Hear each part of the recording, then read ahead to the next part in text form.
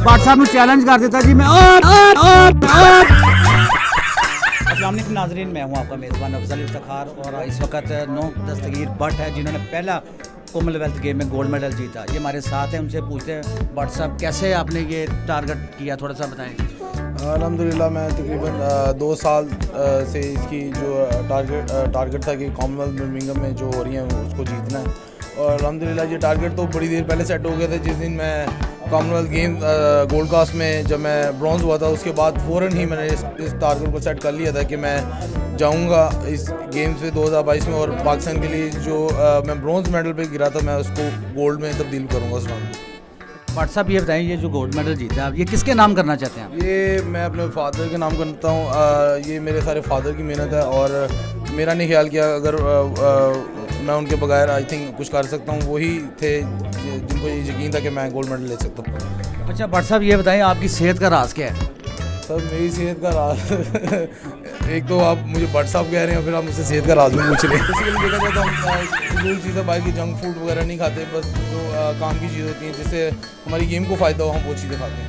अच्छा भट्ट साहब ये बताएं, जो गवर्नमेंट है उन्होंने आपके लिए कोई नाम का ऐलान किया है? सर मैं तो अभी यूके में हूँ, मुझे तो नहीं इस चीज़ का भी पता कि इनामात क्या मिल रहे हैं, लेकिन उम्मीद है कि मैंने अपनी ड्यूटी पूरी की, इंशाल्लाह ताला आगे हुकूमत भी कुछ ना कुछ करेगी। अच्छा ये कितनी साल की मेहनत का नतीजा है? सर ये 12 साल 13 साल हो गए हैं मेरे वाले साहब ने जब से हमें ट्रेनिंग स्टार्ट की, तब से ही ये हमारा सफ़र जारी था, और अल्हम्दुलिल्लाह अभी भी जारी रहेगा, क्योंकि जो सफ़र है वो ओलंपिक्स तक है। तो इंशाल्लाह ताला हम ओलंपिक्स में जब तक मेडल नहीं लेते तब तक ये सफ़र खत्म नहीं होगा। अच्छा भट्ट साहब आपके आने वाला जो प्रोजेक्ट कौन सा आपने ऐसा जो गेम्स में जिसमें आपने मेडल जीतने की तैयारी की है? हम यहाँ से सीधा तुर्की के लिए रवाना होंगे 8 तारीख को। तो इंशाल्लाह ताला वहाँ पे जो इस्लामिक गेम्स हो रही हैं इंशाल्लाह ताला उम्मीद है कि वहाँ पे पाकिस्तान के लिए मेडल लेंगे। अच्छा भट्ट साहब जब आपने ये गोल्ड मेडल जीता उस वक्त आपकी क्या तासुरात है, क्या फीलिंग महसूस कर रहे थे? अल्हम्दुलिल्लाह ये जो तासुरात जो फीलिंग थी मैं आपको बयान नहीं कर सकता, इसके लिए लफ्ज़ जो है काफ़ी नहीं, क्योंकि इस टाइटल के लिए मैं 7 साल से जो है ना स्ट्रगल कर रहा हूँ। तो अल्हम्दुलिल्लाह आज मैंने टाइटल भी लिया और मैंने साथ इस गेम्स के रिकॉर्ड भी किए थी। अल्हम्दुलिल्लाह मैं आज यहाँ पे आया हूँ पाकिस्तान कॉन्फ्रेंस में, जहाँ पे बहुत ज़्यादा पाकिस्तानी लोगों ने बड़ा अप्रिशिएट किया है।